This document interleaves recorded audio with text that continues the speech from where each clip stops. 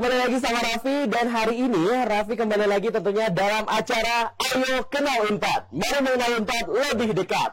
Hari ini Raffi akan menghadirkan narasumber yang luar biasa nih. Karena kita sekarang kan lagi masa-masanya nih, udah mau masuk nih ke penerimaan mahasiswa baru. Tentunya sobat aku semua juga bingung nih, kira-kira mau masuk ke program studi apa yang ada di Unpad. Nah, hari ini Raffi akan membahas hal tersebut bersama dengan narasumber kita yang luar biasa. Jadi jangan kemana-mana dulu, langsung saja ini dia, Ayo Kenal Unpad.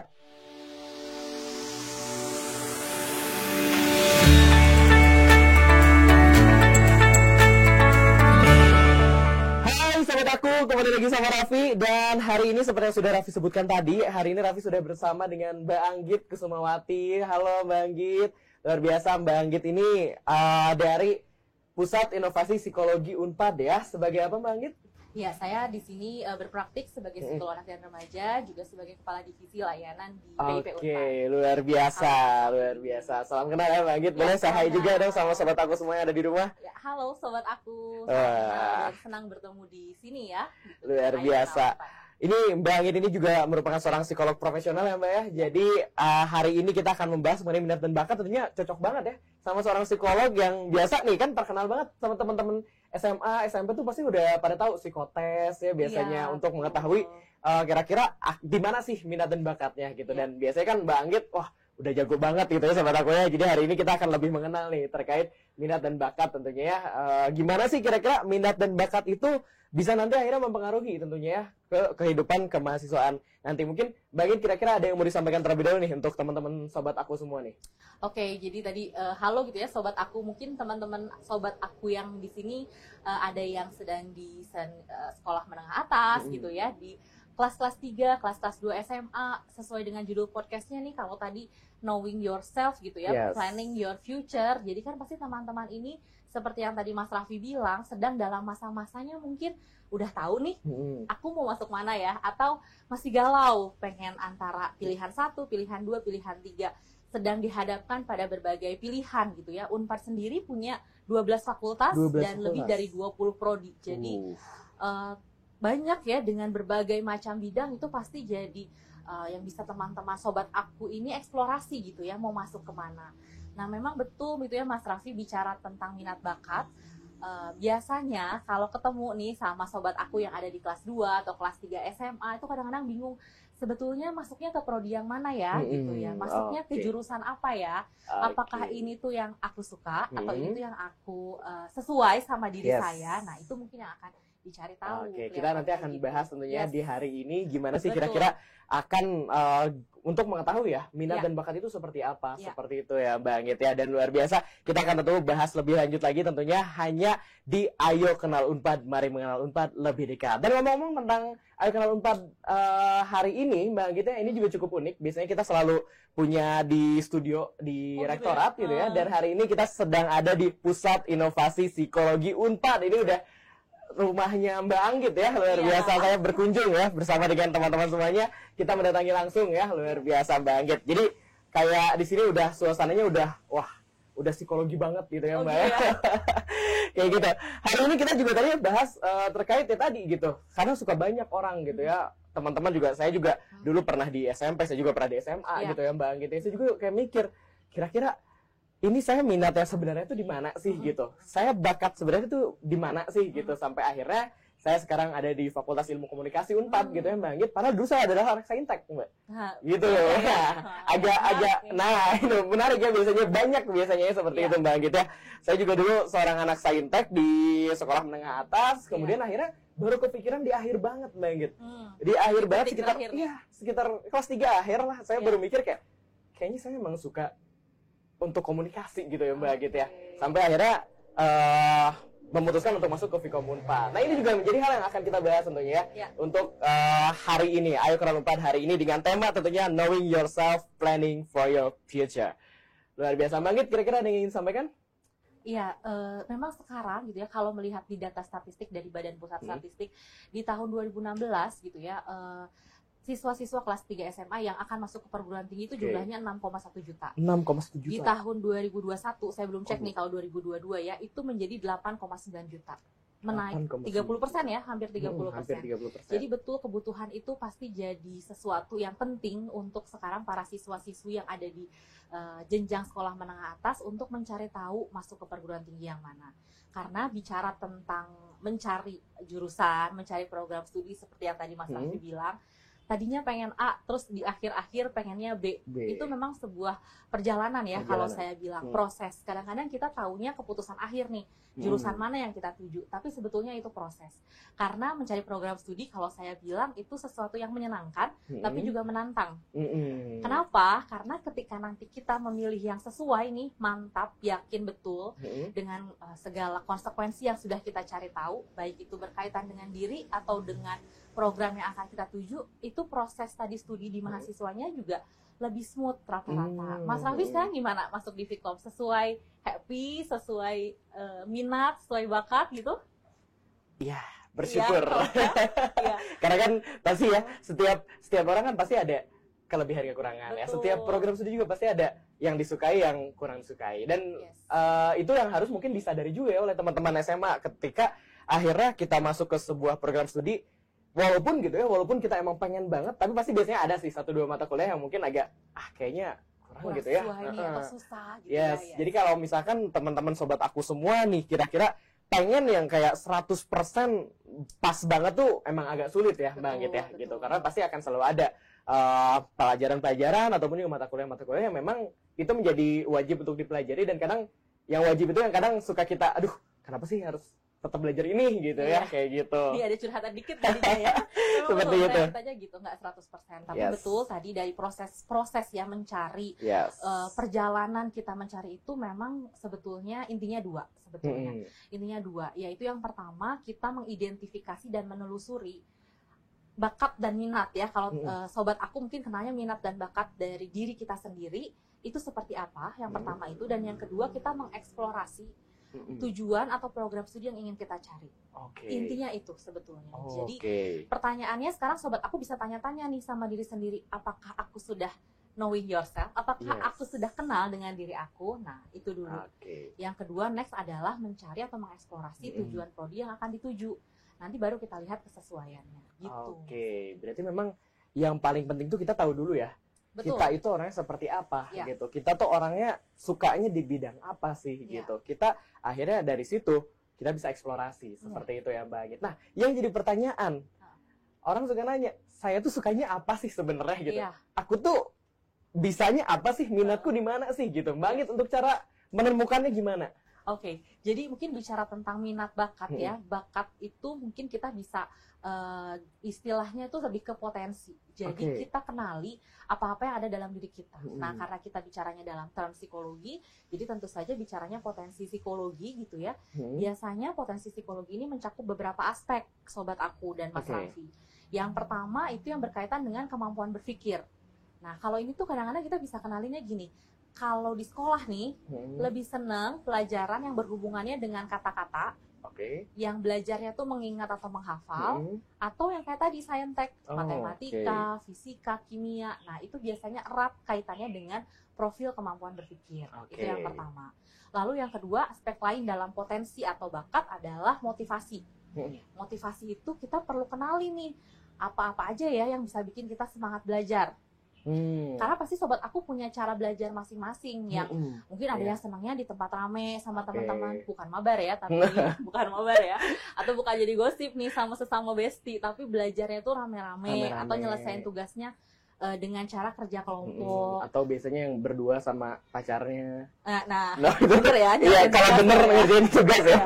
Biasanya kan kemana-mana. Jadi tapi bisa jadi loh kalau semangatnya ternyata sama pacar ya nggak jadi masalah selama misalnya tujuannya jelas, targetnya jelas gitu ya.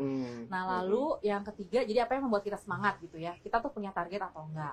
Lalu yang ketiga terkait dengan kondisi emosi. Nah, ini kalau saya ketemu dengan sobat-sobat aku yang atau mungkin teman-teman di sekitaran kelas 11, kelas 12 SMA gitu ya, ini biasanya kondisi emosi ini yang jadi salah satu yang paling challenging.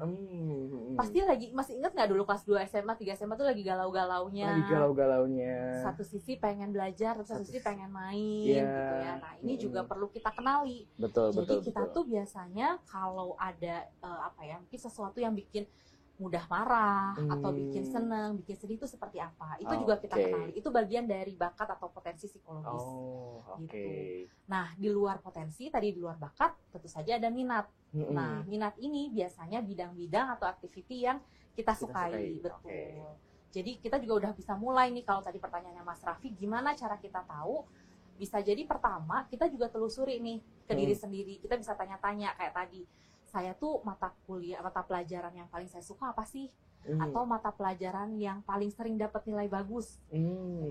Sobat aku pernah nggak ngerasain gitu ya, atau Mas Raffi, ada nih satu pelajaran, kita tuh belajarnya ala-ala aja, kayak ya tipis-tipis, tapi nilainya bagus. Bisa jadi itu strength atau potensinya teman-teman, sobat aku. Tapi ada juga mungkin mata pelajaran yang udah belajar nih siang malam subuh, belajar terus-terusan, tapi kok nilainya biasa-biasa ya, so-so. Nah, itu juga bisa kita kenali dari strength tadi. Iya. Jadi salah satu dulu ya. Salah satunya ya, luar biasa gitu. Kadang ya ada ya yang belajar tipis-tipis tapi tiba-tiba bagus gitu ya dibanding. Bagus sih gitu. Iya, kalau saya mau belajar lama ataupun bentar seperti itu. Oke, kita akan lanjutkan ngobrol bersama dengan Bang Anggit. Kita akan bahas lagi tentang hal ini tentunya setelah tayangan berikut ini. Jangan kemana-mana.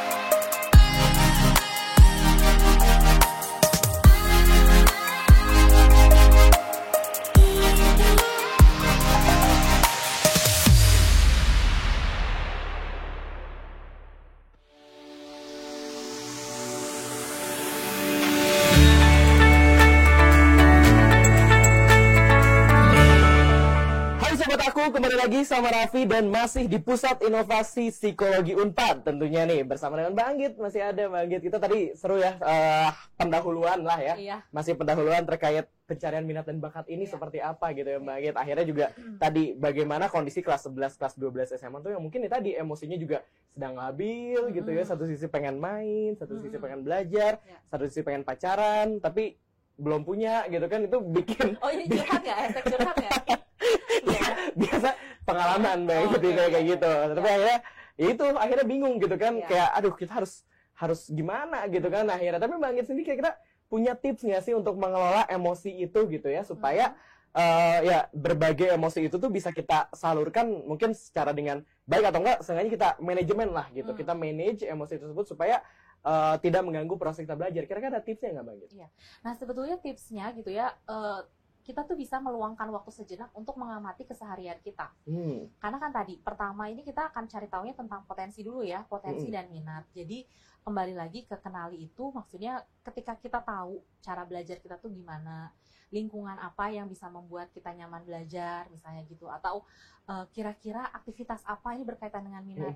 Saya tuh senangnya aktivitas yang berhubungan dengan orang lain, atau dengan benda-benda, atau dengan data-data. Nah, itu juga akan membantu kita jadinya lebih punya regulasi dalam belajar. Nah, karena kan kalau dalam penelusuran minat dan bakat gitu ya, mungkin Mas Raffi sendiri waktu di SMA nih, senengnya kenapa tadi akhirnya di detik-detik akhir milih Vkom, mungkin memang senang aktivitas atau bidang yang berkaitan dengan orang lain.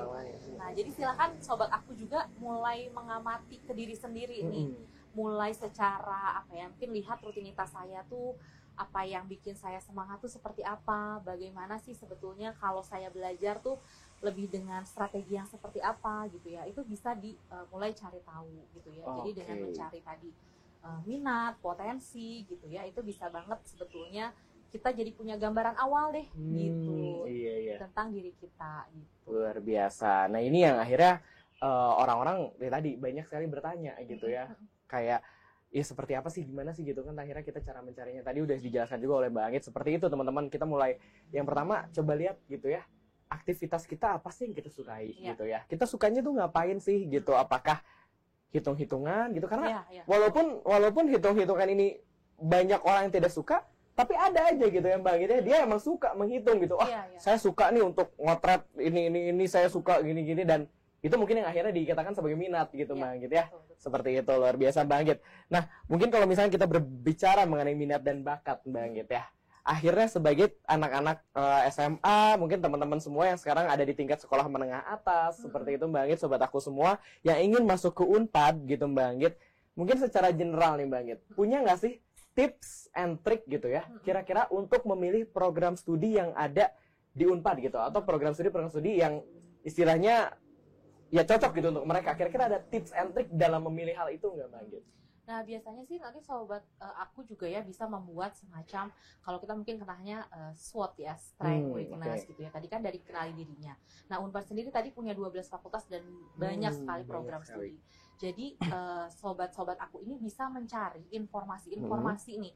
Apalagi kan karena sekarang mah udah high tech deh gitu ya, udah digital banget, digital base lah ya. Bisa cari lewat website, bisa lihat Ayo Kenal Unpad, cari tahu kira-kira di masing-masing program studi atau fakultas ini itu belajarnya apa sih? Mata kuliahnya tuh apa aja sih? Sebagai informasi dulu nih, misalnya teman-teman yang ternyata suka kimia misalnya, pilihnya kimia, padahal ketika kita gali lebih dalam, mungkin program studi atau fakultas farmasi yang lebih sesuai gitu. Jadi kita cari tahu, banyak eksplorasi tentang program studi yang mau kita tuju. Bisa lihat website, bisa lewat YouTube, bisa juga kalau punya kenalan, tanya-tanya atau main ke Unpad langsung gitu ya. Nah itu juga bisa dicari tahu gitu ya. Jadi setelah kita tahu diri sendiri, sekarang nextnya kita cari tadi dari eksternalnya. Tujuan yang kita tuju tuh apa, supaya nanti teman-teman punya beberapa opsinya tuh udah nggak lagi banyak, tapi udah lagi mengerucut ya. Apakah misalnya sesederhana saintek atau sosial misalnya gitu, nanti di saintek turunin lagi nih teknik atau yang sifatnya ilmu alam. Di sosial ada bahasa gitu ya, di Unpad sendiri ada hukum, ada ilmu komunikasi, itu macam-macam. Jadi kita bisa mengeksplorasi dari program studi yang kita tuju.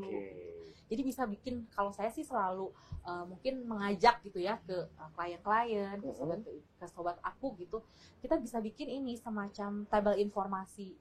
Jadi ada jurusan-jurusan yang kita tuju, mata kuliahnya apa, praktik kerjanya tuh nanti di mana, prospek kerjanya tuh apa, dan kira-kira hal menyenangkan yang akan kita suka sekaligus hal yang berpotensi tidak kita sukai. Jadi kita kayak semacam punya mapping ya, peta dari jurusan yang mau kita tuju. Nah itu sebetulnya tujuannya supaya kita bisa yakin, karena betul tadi nggak 100% pasti cocok sama kita. Pasti ada aja deh mata kuliah yang bikin bete gitu, susah belajarnya. Tapi seenggaknya kita usahakan ya supaya mayoritas kita sukai lah ya gitu. Mayoritas kita sukai, dan at least kita udah siap-siap. Udah tahu, begitu nanti kita nyemplung nih, ini bakal nggak suka sih, tapi kita bisa cari strategi, antisipasinya apa. Menghubungi dosen wali, atau cari kakak mentor, kakak-kakak cutting ya biasanya ya. Gitu. Jadi memang kita harus mengenal juga ya gitu. Kita coba lihat juga akhirnya mata kuliahnya juga nanti kita pelajari seperti apa gitu. Bahkan kalau misalkan perlu juga kita lihat profil lulusannya, lulusan-lulusannya seperti apa, seperti itu. Coba cari-cari hal-hal yang kira-kira mungkin bisa disukai atau tidak disukai, seperti itu ya Mbak Anggit ya. Jadi akhirnya memilih sebuah program studi itu harus dengan persiapan yang matang. Jangan hanya melihat cutting-cuttingnya cakep-cakep ya sobat aku ya. Ini cuttingnya ganteng-ganteng, cuttingnya jadi cantik, saya masuk ke situ gitu kan. Saya kan mungkin bedanya di mana gitu ya. Mungkin kalau misalnya menjadikan motivasi gak ada salahnya sih Mbak gitu ya gitu. Cuman ya akhirnya lihatlah dari minat dan bakatnya dulu lah ya. Kayak gitu. Akhirnya kan kalau misalkan di Unpad mah garulis dah yang Mbak gitu ya, karasep gitu ya Mbak kayak gitu. Kayak gitu sobat aku. Ini intermezzo dikit lah ya.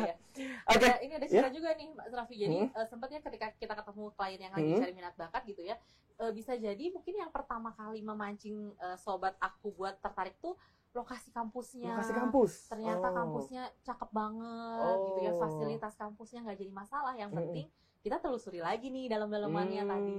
Jadi boleh aja kayak katanya kece, kampusnya gitu ya, keren gitu ya. Tapi kita perlu tahu dalamannya nih.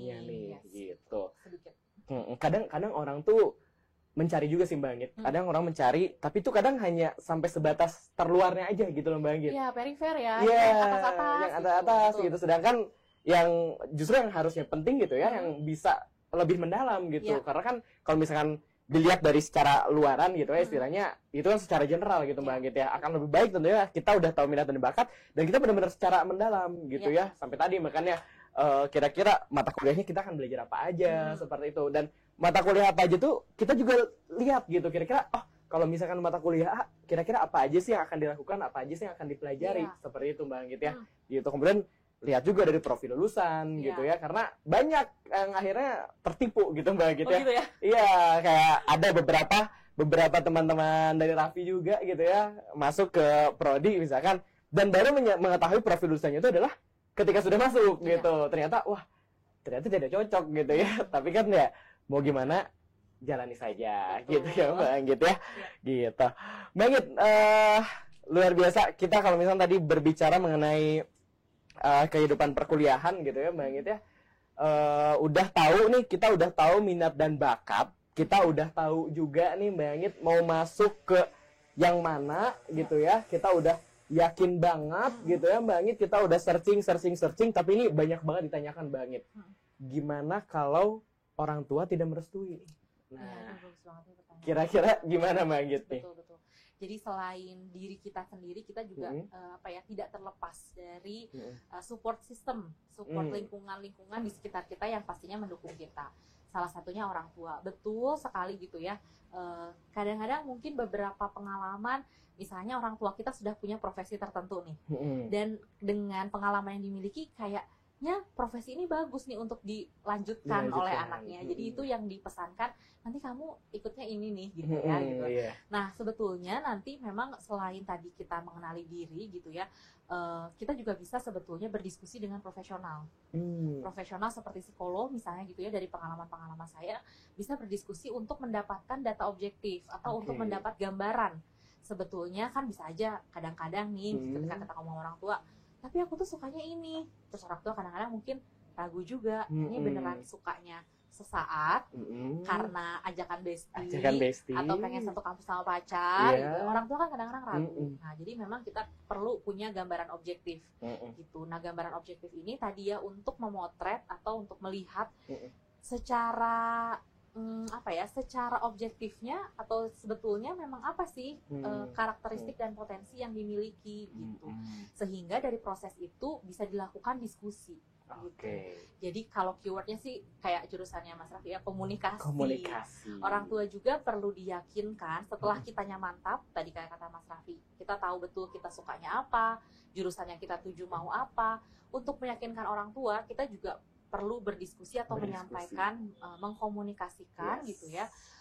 Ini loh sebetulnya yang saya suka, ini loh yang saya sudah cari tahu gitu ya. Karena pilihan orang tua belum tentu tepat, belum tentu juga tidak tepat. Betul. Gitu. Nah dari proses komunikasi ini kita sebenarnya bisa saling dapat masukan ya. Orang tua juga mendengarkan keinginan dari anaknya. Dari kita juga dari sisi anak nih sobat aku juga kadang-kadang suka dapat insight, jadi suka dapat mungkin 1-2 pencerahan. Oh benar juga ya, karena kan mau nggak mau orang tua kita juga punya pengalaman lebih banyak. Jadi tipsnya memang berdiskusi. Mengomunikasikan apa keinginan dan apa yang kita tuju, dan akan sangat baik jika sebetulnya disertai dengan gambaran objektif tadi. Berdiskusi dengan profesional gitu ya. Jadi lebih bukan soal suka atau nggak suka aja, tapi ini loh data sebenarnya gitu. Ini loh gambarannya gitu. Luar biasa ya Mbak Gita. Jadi itu tadi kuncinya itu komunikasi ya. Karena ada beberapa case pun, ada beberapa kasus pun akhirnya orang tua itu ya tadi yang pertama ragu gitu. Ini anak cuma ikut-ikutan pacarnya nih kayaknya nih. Kamu pengen satu kampus kan sama si Ayang kan sebenarnya kan. Makanya ragu gitu akhirnya ragu gitu, atau enggak ikut sama bestinya tadi gitu ya, kayak ini kamu cuma pengen sama si ini kan gitu bareng gitu, mikirnya mungkin kayak gitu. Walaupun kadang nggak diungkapkan secara langsung ya. Iya. Kayak langsung aja udah enggak, kamu beneran atau lo gimana kan suka ragu. Kadang kalau misalkan case-nya orang tuanya itu ragu, biasanya kita bisa tunjukkan dengan keyakinan kita ya gitu. Biasanya kan orang tua ragu kalau misalkan awalnya tuh saintek, dia pindah ke sosum gitu kan, istilahnya loncat banget gitu ya Mbak Anggit ya. Kadang suka ragu, enak kenapa tiba-tiba mau pindah gitu ya, ini beneran nggak sih gitu.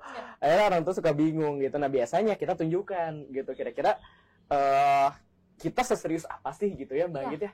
Kita sepengen apa sih gitu. Karena orang tua tuh yang pengen dilihat tuh itu gitu loh. Usaha anak ini untuk akhirnya bisa membuktikan seberapa pengennya sih gitu. Kayak gitu. Atau kalau misalkan nih udah diskusi secara personal mungkin masih belum bisa tadi gitu, akhirnya mungkin jalur profesional gitu ya, kita akhirnya harus ada gambaran objektif, kemudian diskusi ya kira-kira yang baiknya itu akan seperti apa, seperti itu ya Mbak Anggit ya.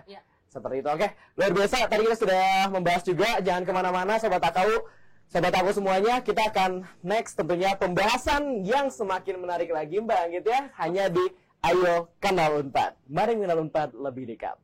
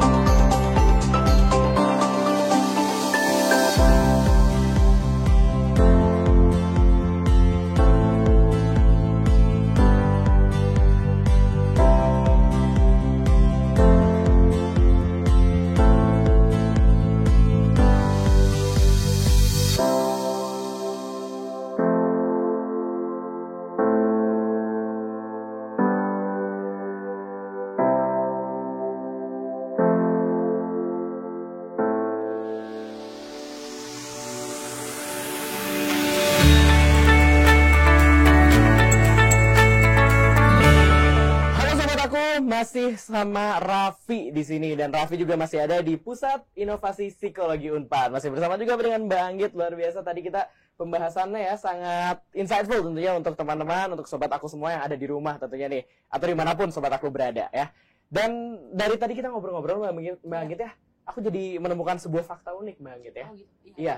Orang tuh kan suka bertanya Mbak Anggit ya, apa arti sebuah nama Mbak Anggit? Iya. Dan dari aku akhirnya ngobrol bersama Mbak Anggit sekitar setengah jam kurang lebih, aku akhirnya menemukan fakta unik dari namanya Mbak Anggit gitu loh. Oh gitu. Iya, Mbak Anggit mau tahu nggak artinya nama Mbak Anggit Kusumawati nih? Kusumawati. Oh, Sukmawati ya? Iya. Mbak Anggit, Sukmawati itu artinya andal, gigih, dan gesit. Oh gitu. Mbak Anggit, andal, gigih, dan gesit gitu. Iya, bisa ya, Luar biasa. Kemudian nggak hanya di situ Mbak Anggit. Iya. Mbak Anggit Sukmawati ya, Iya. yaitu suka, dermawan, dan rendah hati. Oke. Luar biasa. Terlihat ya tadi dengan pembicaraan kita luar biasa, sangat dermawan, rendah hati, tersenyum, luar biasa, ramah sekali Mbak Anggit. Ini sedikit intermezzo ya Mbak Anggit ya, karena ya orang kan suka nanya apa arti sebuah nama. Ternyata Mbak Anggit punya nama yang luar biasa Mbak Anggit ya. Nanti gitar saya nih nyari sama yang sih. Mending cari minat saya aja Mbak Anggit ya. Oke Mbak Anggit, kita lanjutkan pembicaraan pembahasan mengenai minat dan bakat ini karena sangat menarik ya. Ketika kita akhirnya berjalan gitu ya, tadi Mbak Anggit juga berkata sebuah proses akhirnya perubahan, akhirnya yang awalnya dia suka saintek kemudian tiba-tiba ingin ke sosum gitu kan, bahkan ada juga ya kasus dia sosum juga bahkan ke saintek juga ada ya Mbak Anggit ya gitu. Nah sebenarnya ingin diketahui gitu ya, kira-kira apa sih yang akhirnya menjadi faktor orang ini berubah minat gitu, berubah minatnya yang awalnya dia suka banget gitu sama hitung-hitungan misalkan, tapi tiba-tiba jadi ingin lebih ke sosial dan humaniora gitu, seperti itu. Kira-kira ada faktor apa sih yang biasanya merubah gitu akhirnya seseorang minatnya menjadi berubah seperti itu, kira-kira apa Mbak Anggit? Iya. Sebetulnya tadi ya balik lagi ke dua. Jadi ada dua. Dari sisi pribadi kita juga biasanya kita tadi kayak kita taunya perifer gitu ya. Kita taunya yang tadinya pokoknya mungkin selama sekolah nih dari SD, SMP mungkin proses belajar matematikanya kurang menyenangkan. Mungkin guru matematika kita galak. Sehingga kita tidak menyadari ternyata strength kita itu ada hubungannya dengan numerik atau dengan bilangan atau angka. Jadi begitu kita tahu nih potensi kita, atau begitu kita tadi, kok setelah dapet guru yang enak, kok malah jadi bagus nih hasil kita, gitu, itu bisa dari kita. Jadi mungkin pengalaman-pengalaman kita belajar selama ini belum cukup bisa menstimulasi atau belum mengeluarkan potensi kita sebenarnya. Jadi begitu kita pas ketemunya lingkungan yang cocok, berubah deh kayaknya bukan ini, gitu. Itu bisa jadi. Lalu yang kedua dari kedalaman informasi yang kita peroleh dari jurusan yang kita pengen. Nah contoh nih dulu karena saya nggak tahu nih misalnya psikologi tuh tentang apa ya misalnya gitu ya. Tapi setelah saya cari tahu, oh psikologi tuh aktivitasnya banyak berhubungan dengan orang lain, banyak membantu. Ternyata kita juga jadi bisa lebih memahami karakter. Kayaknya sesuai nih sama saya. Yang tadinya mungkin nggak terlalu suka jadinya suka. Jadi biasanya sih kedua faktor itu yang bisa menyebabkan seseorang berubah. Karena artinya tujuan dari kita kenal atau mempersiapkan minat bakat ini, kalau saya bilang memantapkan diri ya sebetulnya, memantapkan diri. Jadi bisa jadi karena kan namanya kita ya jangan kan itu mungkin Mas Raffi udah di semester sekarang udah mau lulus, nanti tiba-tiba pengen pekerjaan yang agak-agak beda gitu ya, misal itu mungkin, tapi biasanya ada core atau ada inti dari diri kita yang tetap, yang relatif menetap, apalagi kalau udah di usia 19 tahun ke atas itu biasanya relatif menetap gitu. Makanya biasanya kalau kita penelusuran minat bakat itu akan lebih efektif dilakukannya di usia 18 atau 19. Karena kalau masih dilakukan di usia 12 waktu kita SMP masih sangat mungkin untuk berubah. Sangat-sangat mungkin ya Mbak Anggit seperti itu. Jadi ya jangan khawatir juga kayak langsung kok kayaknya saya nggak kenal diri saya, kok saya jadi berubah. Ya mungkin itu dari interaksi dari diri kita dengan lingkungan yang juga dinamis ya gitu. Luar biasa Mbak Anggit ya. Akhirnya berkata tentang minat dan bakat ini gitu Mbak Anggit, yang akhirnya menjadi banyak sekali pertanyaan-pertanyaan terkait minat saya apa, bakat saya apa.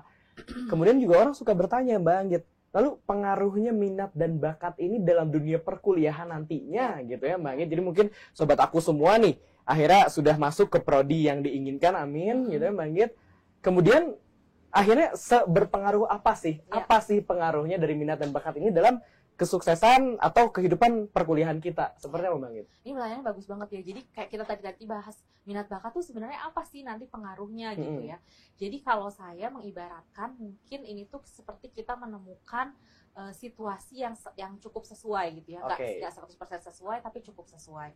Jadi kita bisa menemukan kecocokan kalau misalnya antara potensi, karena kan biasanya masing-masing jurusan atau masing-masing prodi itu punya profil-profil tertentu terhadap mahasiswanya, terhadap mungkin mahasiswa yang akan belajar. Misalnya mau nggak mau kalau Kalau program studinya saintek, teknik, itu pasti perlu profil kemampuan berpikir yang areanya lebih eksak. Misalnya gitu. Jadi kalau misalnya ternyata kita profil berpikirnya relatif lebih sosial, lebih yang sifatnya verbal, ketemu jurusan yang tadi saintek, kan jadinya nggak cocok. Nah, itu pentingnya. Atau misalnya dengan minat, ternyata kita juga akan lihat nih kesesuaiannya minat kita dengan potensi tadi, dengan profilnya. Apakah ternyata kita sukanya yang sifatnya numerik, terus kita suka juga data. Apakah program studi yang kita tuju juga cukup banyak belajar di bidang-bidang itu. Gitu.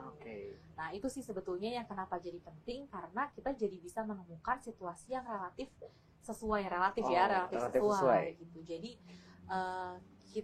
karena kita sudah punya bekal yang cukup, dengan semangat belajar kita juga jadinya, karena kan minat itu biasanya berkaitan erat dengan emosi. Gitu. Minat itu berkaitan erat dengan emosi, karena semakin kita suka sesuatu, semakin kita happy dengan sesuatu itu, tantangan-tantangan itu jadi rasanya lebih ringan dibanding kita nggak suka gitu. Mungkin kalau sobat aku, ya faktor terdekat itu biasanya guru gitu ya. Kalau kita misalnya ternyata nyaman, karena tadi minat itu berkaitan dengan emosi ya, atau happy, biasanya pelajarannya susah tapi kita masih ada semangat nih buat ngerjainnya. Beda sama kalau kita nggak suka banget tuh, udah makin males buka mata kuliahnya, makin males datang kelasnya. Itu sih sebetulnya. Walaupun soalnya biasanya simpel gitu ya, tapi kalau udah nggak suka tuh udah gitu ya. Biasanya kayak gitu. Orang-orang biasanya kalau dulu orang-orang suka matematika biasanya ya, kemudian di SMA berubah tuh. Ini ngelihat angka aja udah gitu.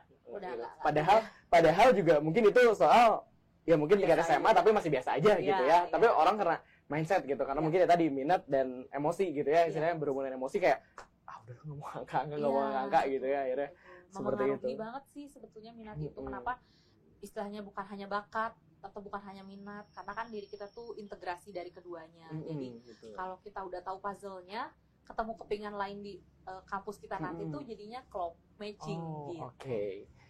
Oke, luar biasa. Nah, menarik Mbak Ingrid. Mbak Ingrid mengatakan bahwa ya kita tubuh kita itu adalah integrasi dari keduanya gitu ya. Ada minat dan juga ada bakat. Akhirnya keduanya tuh idealnya berjalan beriringan gitu Mbak Anggit ya. Tapi seandainya Mbak Anggit, pernah nggak sih ada kasus atau mungkin kalau seandainya ada gitu ya, gimana kalau misalnya seseorang ini dia punya minat dan bakat berbeda?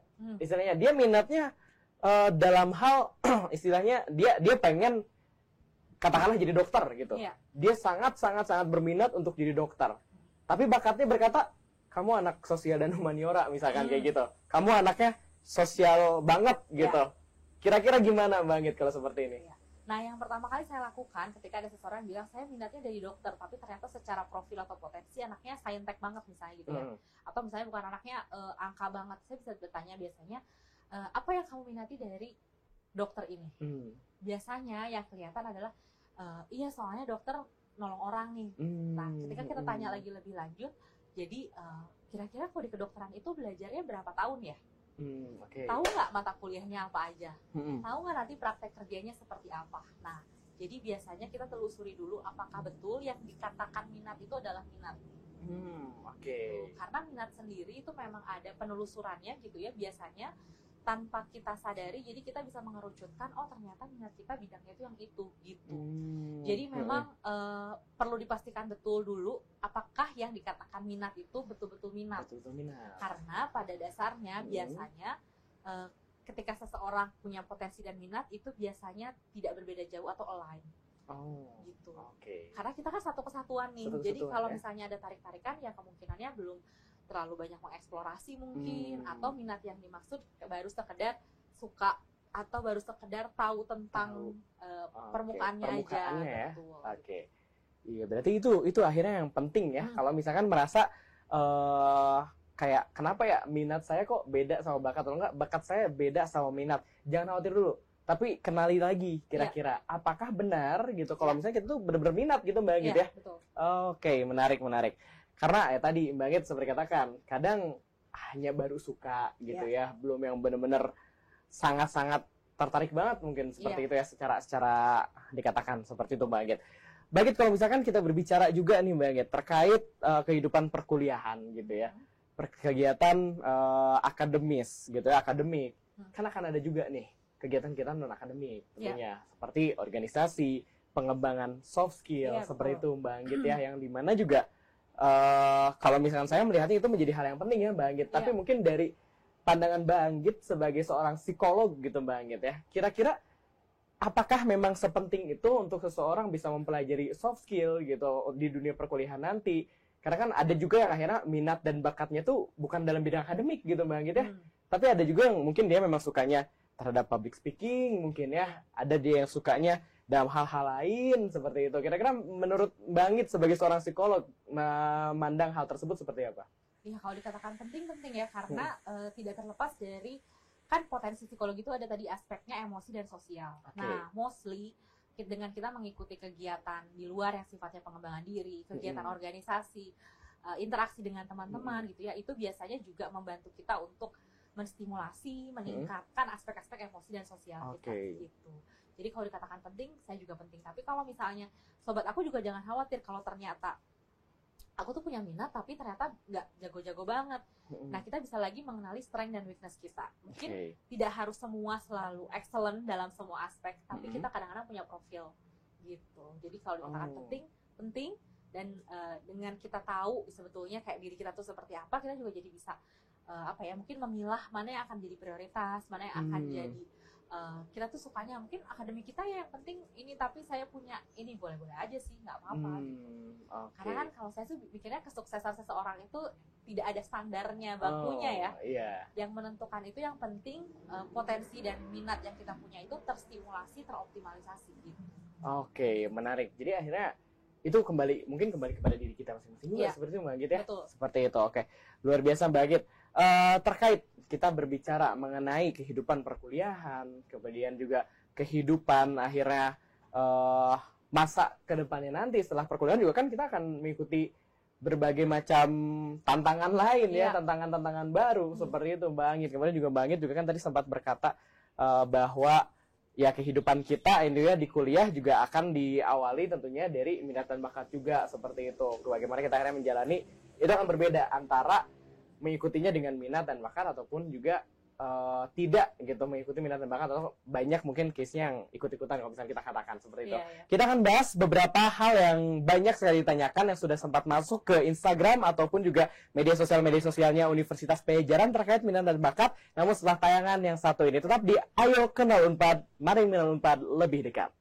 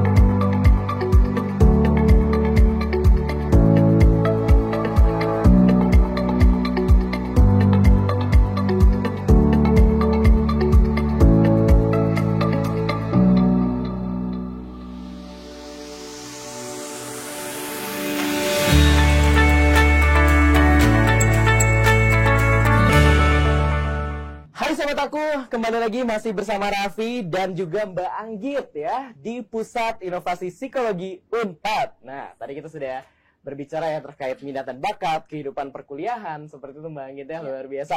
Dan Mbak Anggit mungkin sebelum kita masuk ke sesi tanya jawab yang sempat tadi Raffi janjikan juga, tentunya mungkin dari Mbak Anggit ada yang ingin disampaikan terlebih dahulu nih sebelum kita masuk ke sesi tanya jawab untuk sobat aku semua. Oke, mungkin sedikit yang di-highlight ketika kita akan memilih satu program studi atau jurusan gitu ya. Tujuan kita dari proses penelusuran ini adalah memantapkan diri. Nah, memantapkan diri ini dengan dua sebetulnya. Yang pertama dengan mengenali diri kita sendiri, aspek-aspek potensi apa saja yang kita miliki, baik dari sisi kemampuan berpikir, motivasi belajar, emosi sosial, dan juga minat.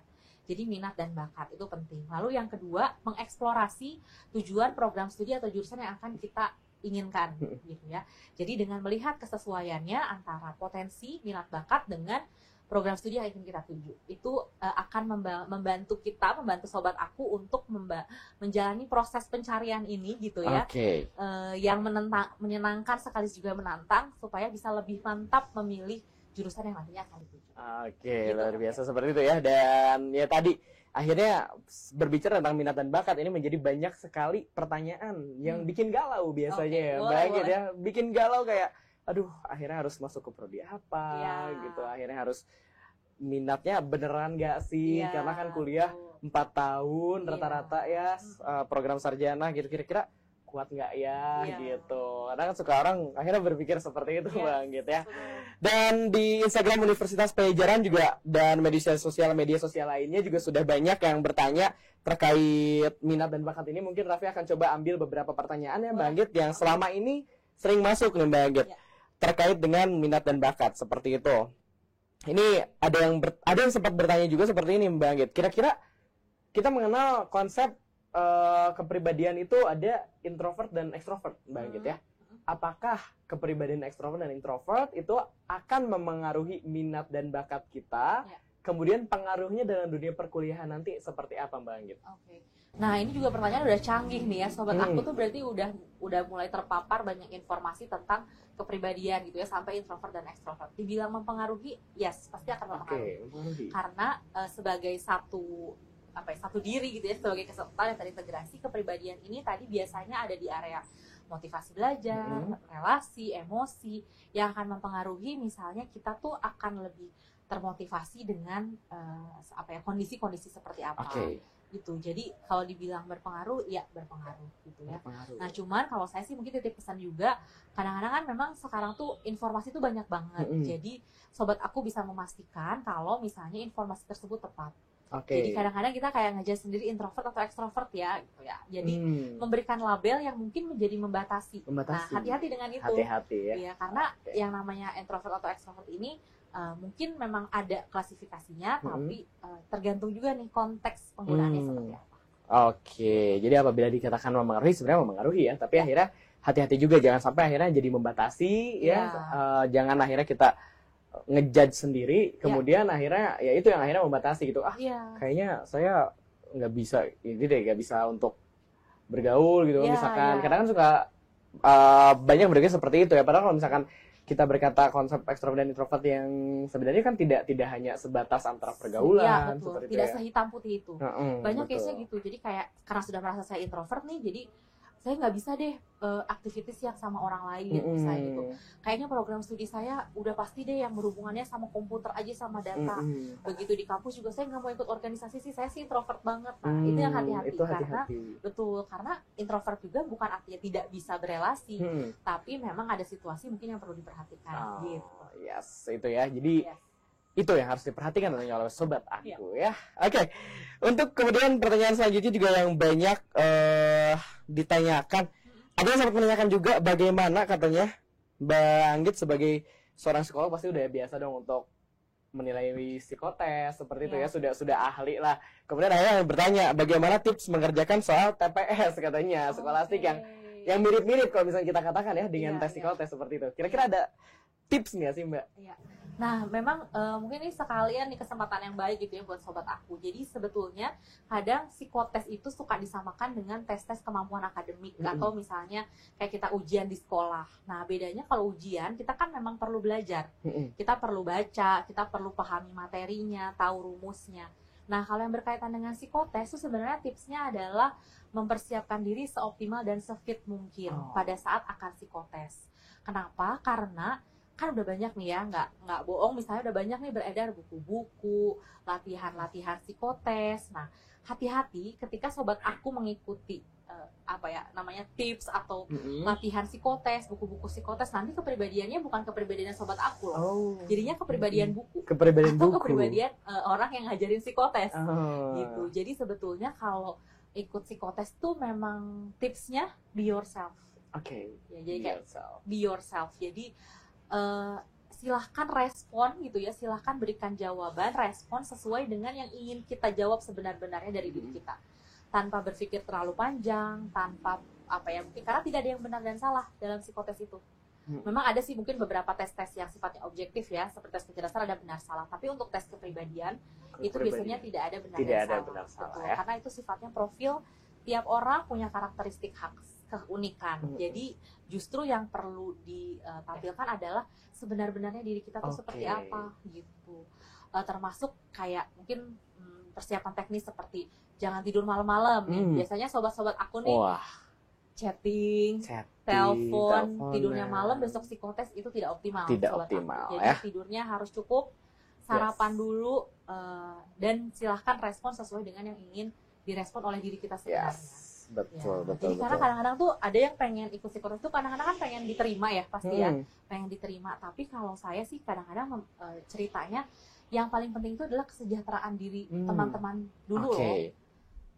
Jadi ketika misalnya diterima tapi itu bukan diri kita, jadinya kan ketika menjalani juga nggak nyaman akhirnya ya. Gitu. Jadi bukan soal tentang berhasil atau tidak berhasil, tapi mungkin sesuai atau belum sesuai. Oke. Menjawab semoga ya. Semoga menjawab ya sobat aku ya. Oke. Kemudian ada juga banyak pertanyaan yang akhirnya masuk. Suka selalu bertanya-tanya apa yang dilakukan katanya jika jurusan yang dipilih ternyata tidak sesuai dengan minat, Mbak Git. Nah, udah keburu masuk, ternyata saya tidak suka ini, Mbak Git gitu ya. Kira-kira gimana, Mbak Git? Ya, nah kalau saya sih pada dasarnya kita setiap individu itu punya kemampuan untuk beradaptasi. Jadi mungkin memang ini bukan jurusan ideal yang mungkin 80% kita sukai. Tapi pada dasarnya kita selalu punya strategi bagaimana kita bisa menemukan hal yang kita suka di prodi yang mau nggak mau udah kita jalani gitu. Misalnya ternyata saya nggak sukanya, ya mungkin contoh ekstrimnya nih, saya masuk di jurusan yang teknik banget, ketemunya fisika, kalkulus, padahal saya orangnya sociable banget, saya orangnya mungkin komunikasi banget. Nah, bisa jadi cara kita untuk tetap menjalani, kita cari nih support system teman-teman yang bisa kita ajak ngobrol, bisa kita curhatin, cara bantuin kita nih nyelesain tugasnya tuh bareng-bareng gitu. Jadi sebetulnya sih selalu ada strategi. Sebetulnya ya. Dan kita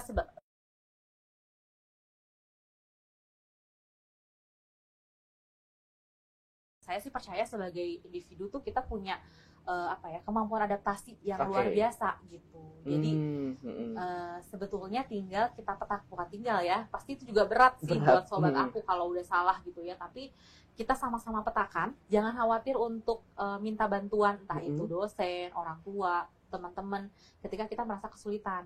Jadi petakan dulu nih sebetulnya hal apa sih yang paling tidak kita senangi di jurusan ini, apa sih yang paling bikin males. Nah, gimana cara mencari strategi biar setidaknya mengurangi beban berat itu gitu. Karena beban tidak minat itu sangat besar ya, Mbak gitu ya. Lumayan besar. Makanya akhirnya kita berbicara mengenai minat dan bakat untuk mengurangi beban itu. Seenggaknya antisipasi. Iya, seenggaknya kayak ya kita bisa lebih nyaman sedikit ya. Walaupun ya tadi balik tidak ada yang 100% sempurna ya, Mbak gitu ya. Betul. Seperti itu. Kemudian kira-kira kalau misalkan akhirnya seperti itu, Mbak Git, yang dipilih ternyata tidak sesuai dengan minat, dampaknya apa sih, Mbak Git?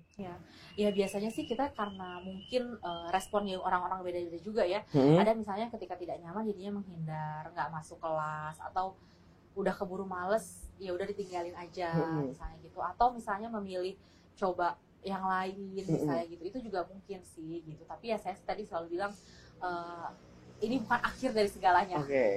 Jadi kadang-kadang kalau ada yang konsul misalnya, Mbak kayaknya saya nggak minat nih, saya bilang ya kita sama-sama lihat dulu. Selagi-lagi secara objektif petakan betul sebetulnya permasalahannya apa sih yang nggak kamu sukai gitu ya, apa yang masih bisa jadi support system kita untuk tetap menjalani gitu. Jadi ini bukan akhir segalanya, kita bisa bicarakan kembali gitu ya, diskusikan kembali dengan tentu saja dengan yang bersangkutan dan dengan support system kita, kira-kira win-winnya seperti apa gitu. I see. Jadi kamu tidak sendiri gitu tidak ya, sendiri, ini bukan akhir segalanya gitu ya. Benar. Cari solusi. Oke.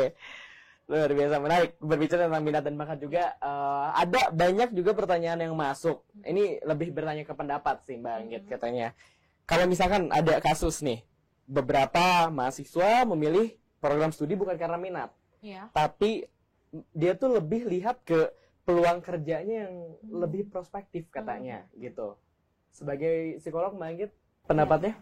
Sebetulnya yang memacu atau memicu kita memilih satu program studi itu bisa apa aja. Karena nggak salah juga, betul. Misalnya kayak saya pengen kerja di satu instansi tertentu nih, dan itu yang jadi goal akhir gitu ya, sehingga itu nanti ditarik mundur, oh berarti jurusannya harus ke sini gitu ya. Nah, tinggal sebetulnya seberapa siap kita menerima konsekuensi dari ketidaksesuaian itu.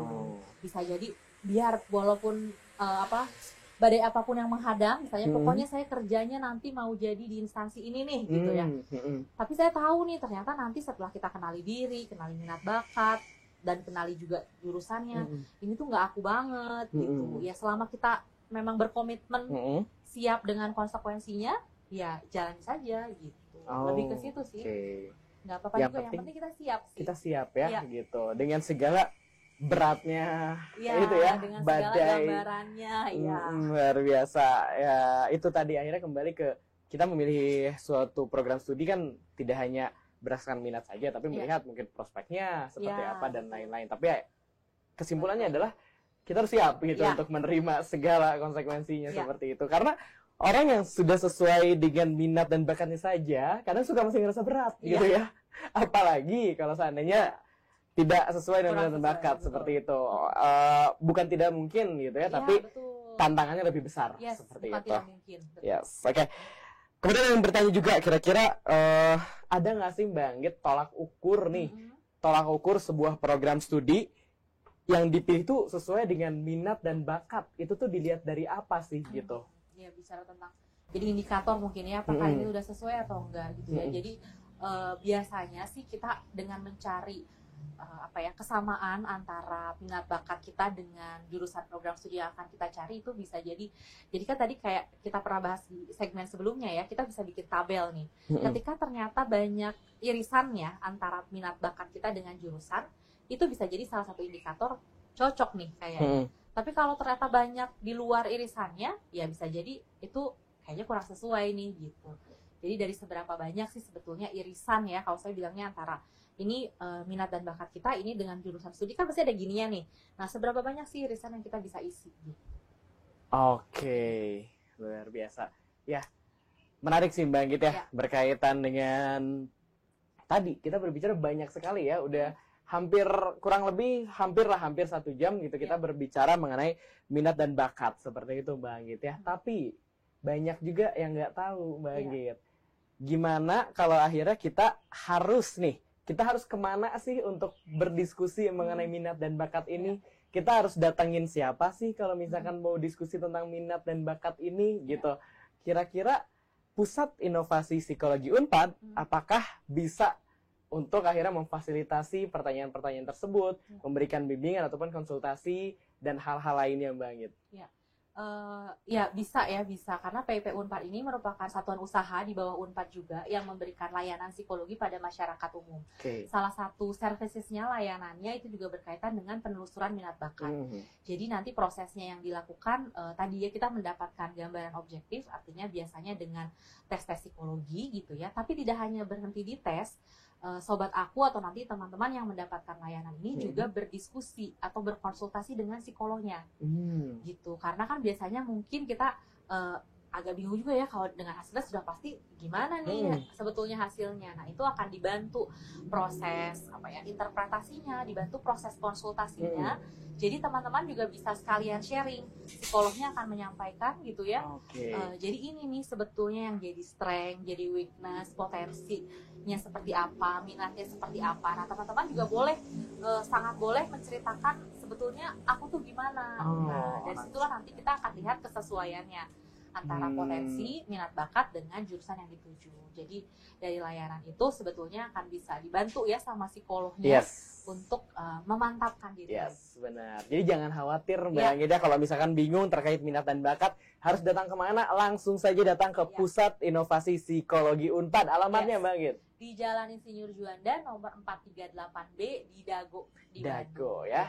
Insinyur Haji Juanda nomor 438B ya di Dago nih. Jadi sekalian main ya, sekalian liburan gitu ya, sekalian juga tahu minat dan bakat ya, sekalian mampir dulu ya.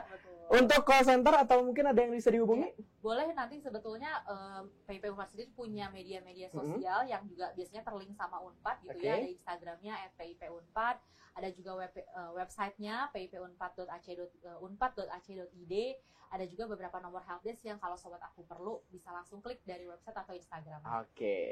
Jadi bisa melalui call center ataupun juga langsung saja datang ke sini juga boleh banget ya? Boleh banget. Langsung nanti diterima dengan senang hati tentunya ya oleh Pusat Psikologi Unpad nih. Luar biasa ya Mbak Anggit ya. Jadi jangan khawatir sobat aku kalau misalkan masih bingung ingin masuk ke prodi apa, ingin konsultasi, nggak hanya anak-anak mahasiswa-mahasiswa Unpad, tapi sobat aku semua yang ada di jenjang SMP, SMA tentunya bisa, atau bahkan mungkin dari perguruan tinggi lain juga nggak apa-apa Mbak gitu ya. Boleh. Untuk umum juga boleh, tentunya untuk kamu, tentunya sobat aku yang mungkin lagi sekitaran ada atau rumahnya mungkin di sekitar Dago ataupun jauh pun nggak apa-apa, main ke Pusat Inovasi Psikologi Unpad di Jalan Insinyur Haji Juanda nomor 438B ya. Langsung aja datang.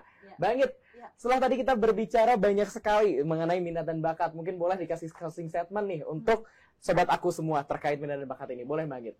Ya, jadi silahkan knowing yourself gitu ya, for planning your future gitu ya. Jadi silahkan kenali diri sobat aku, cari tahu informasi sebanyak-banyaknya tentang program studi atau jurusan yang dituju gitu ya. Setelah kita dapatkan kesesuaiannya, selamat menikmati proses studi nanti di perkuliahan.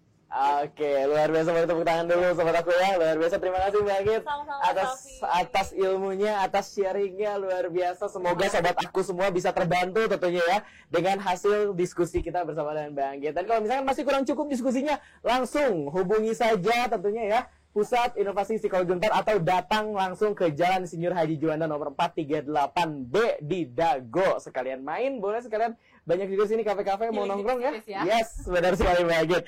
Sekali lagi terima kasih sobat aku semua yang ada di rumah. Terima kasih yang ada dimanapun berada untuk Ayo Kenal Unpad tidak berakhir di sini, karena kita akan makin banyak bahasan-bahasan lainnya. Kita akan mengenal juga fakultas-fakultas yang ada di Universitas Pajajaran.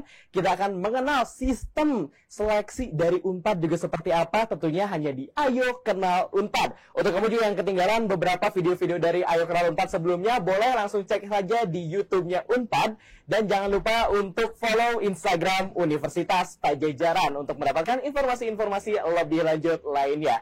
Sekali lagi Raffi ucapkan terima kasih untuk sobat aku semua yang ada dimanapun. Terima kasih Mbak Anggit. Semoga bisa bermanfaat tentunya untuk sobat aku semuanya. Untuk sobat aku, jangan lupa, jangan lewatkan dan selalu nantikan Ayo Kenal Unpad di edisi selanjutnya. Kalau begitu, saya Raffi Darajat selaku host dalam Ayo Kenal Unpad. Sampai bertemu lagi, Raffi pamit undur diri. Wassalamualaikum warahmatullahi wabarakatuh.